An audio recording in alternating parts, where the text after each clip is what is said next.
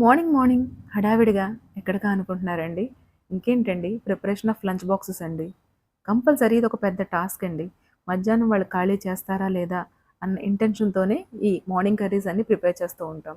ఒక fibre content ఒకటి prepare చేసేద్దాం రండి. హలో మగవాళ్ళు, హాయ్ మహారాజాస్ ఎలా ఉన్నారందరూ? వెల్కమ్ బ్యాక్ టు మగవా వ్లాగ్స్. చిక్కుడుకాయ మసాలా కర్రీ చేసేద్దాం రండి.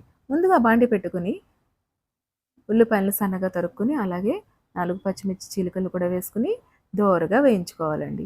తర్వాత ముందుగా మనము నీట్‌గా వాష్ చేసి కట్ చేసి పెట్టుకున్న చిక్కుడుకాయలని స్టీమ్ బాయిల్ చేసి తర్వాత మనము ఉల్లిపాయ వేగిన తర్వాత అందులో వేసేసుకోవాలండి. స్టీమ్ బాయిల్ చేయడం వల్ల దాంట్లో ఉండే పసరు వాసన అనేది పోతుందండి. తర్వాత అందులో టేబుల్ స్పూను అల్లం వెల్లుల్లి పేస్ట్ వేసేసి బాగా మగ్గనివ్వాలండి. సో ఇలా మగ్గుతున్నప్పుడే మనకి చాలా మంచి ఫ్లేవర్ అనేది వస్తుందండి. ఇలాగా ఒక నిమిషం పాటు వేగించిన తర్వాత ఇందులోకి మనము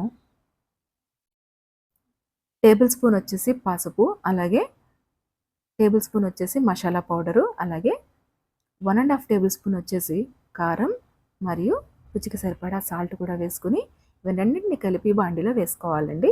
తర్వాత మరొక నిమిషం పాటు కారం వాసన పోయేంత వరకు కూడా బాగా మగ్గించుకోవాలండి.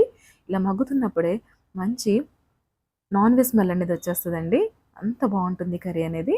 తర్వాత ఒక టీ గ్లాసులు వాటర్ కూడా వేసేసుకుని అన్నీ ఒకసారి కలిపేసుకుని ఇందులో 5, 6 కరివేపాకు రెమ్మల్ని కూడా వేసేసుకుని బాగా కలిపేసుకుని మూత పెట్టేసిన తర్వాత ఒక 2 నిమిషాల పాటు ఉడికించిన తర్వాత చూస్తే అండి మనకి టేస్టీ అయిన కర్రీ అనేది రెడీ అయిపోయి ఉంటుందండి.